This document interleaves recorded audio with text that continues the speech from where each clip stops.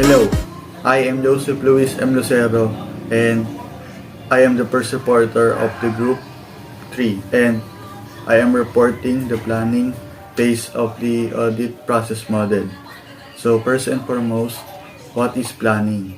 So according to PSA 300, the auditor should plan the audit phase so that the audit will be performed in an effective manner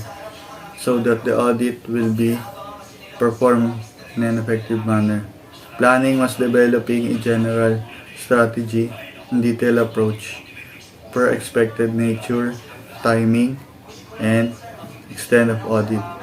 So it states that the planning is a very effective matter to perform an audit work, and it is the initial phase to make the audit very well. And also it is the proper, or it is the one that the audit make a systematic process by gathering evidences first for the actual work. So next is let's proceed to the audit process model. So we are in the planning phase of the audit process model. Then what is the objective of it is? So the objective is to determine the evidences, the type and the amount, and to review the reasonable assurance on the material misstatement on the financial statement. So let's proceed to the procedure 1, which is perform audit procedures to understand the client and its environment, including internal control.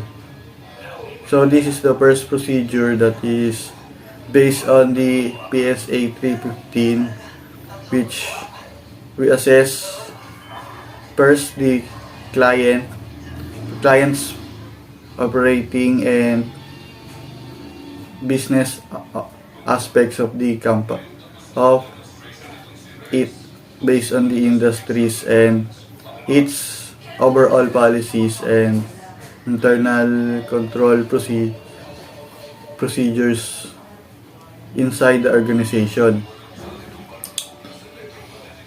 Also,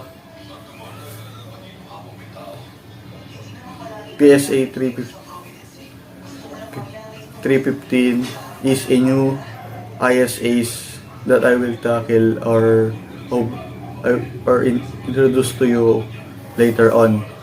So next is the procedure to or assess risk of materiality on financial statements limitation, or it is the way to background or to evaluate the financial statements according to the risk factors that can make the financial statement improper present or not fairly presented.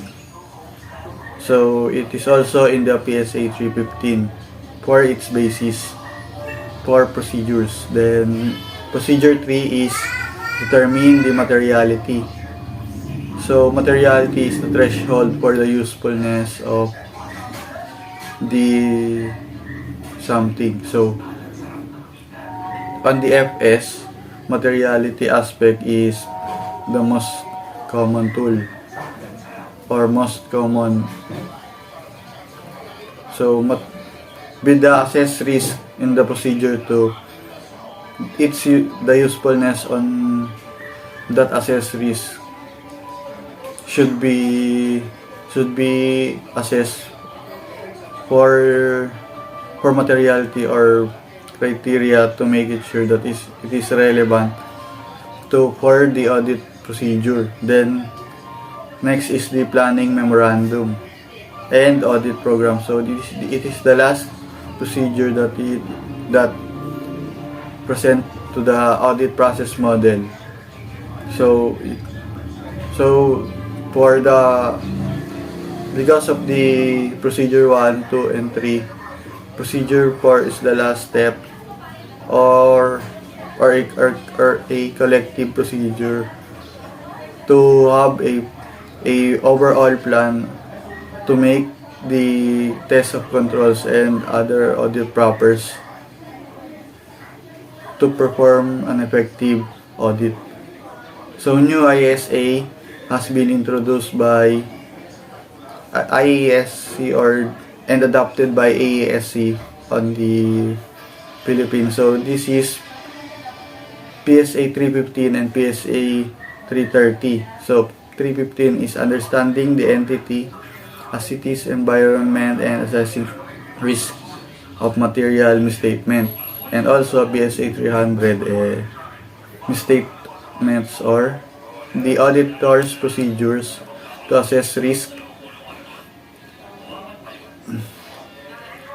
So this is since they see that assessing risk is the core of the audit, which is in the procedure 2, the new standards set an engagement for the business risk and significant risk, and